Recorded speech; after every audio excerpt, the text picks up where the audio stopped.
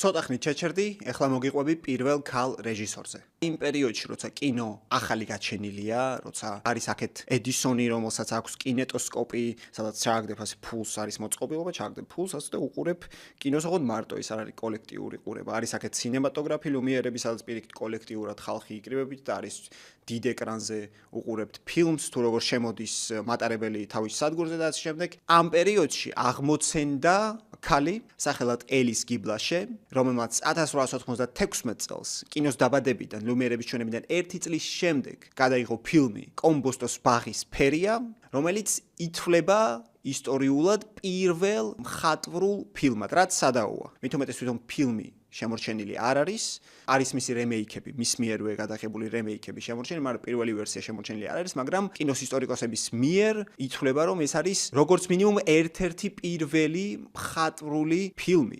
ასევე ეს არის პირველი ქალი რეჟისორის ფილმი, ქალი რეჟისორის პირველი ფილმი. თამამად შეგვიძლია ვთქვათ, რომ ელის გიბლაშე იყო რაღაც პერიოდი ერთადერთი ქალი რეჟისორი კინოს ისტორიაში. ყოველ შემთხვევაში, შემდეგი 20 წელი ის იყო ყველაზე აქტიური ქალი რეჟისორი, რომელსაც თავისი სტუდიაც ჰქონდა ნიუ-იორკში და ასე შემდეგ. ფილმოგრაფია მას აქვს ძალიან დიდი და მეცაც გეტყვით, არა მხოლოდ ძალიან დიდი, არამედ რთულად დასადგენი მის ფილმების რაოდენობა, იმიტომ რომ ძველ ფილმებში იშვიათად დაწერდნენ ხოლმე კრედიტებს, რა, ვისია ფილმი, ვინ არის რეჟისორი, ედიტორი და ასე შემდეგ. იშვიათად წერდნენ ამას, ამიტომ ისტორიკოსებისთვის რთული დასადგენია ფილმების სრული რაოდენობა, რა, იმიტომ რომ ზოგი ითვისებდა მის ფილმებს, ზოგი იგივე სეტს იყენებდა მაგალითად და ზუსტად იგივე მიზანსცენებს აგებდა როგორც ელის გიბლაშე და მე უკვე რთული გასარჩევია ვისი რა არის საერთოდ, ამიტომ ეს ართულებს სიტუაციას, მაგრამ დიდი ხნის განმავლობაში, კინოს ისტორიაში ძალიან დიდი ხნის განმავლობაში ეს ქალი იყო უცნობი, მიუხედავად იმისა, რომ პიონერია, არა მხოლოდ როგორც ქალი რეჟისორი, რაც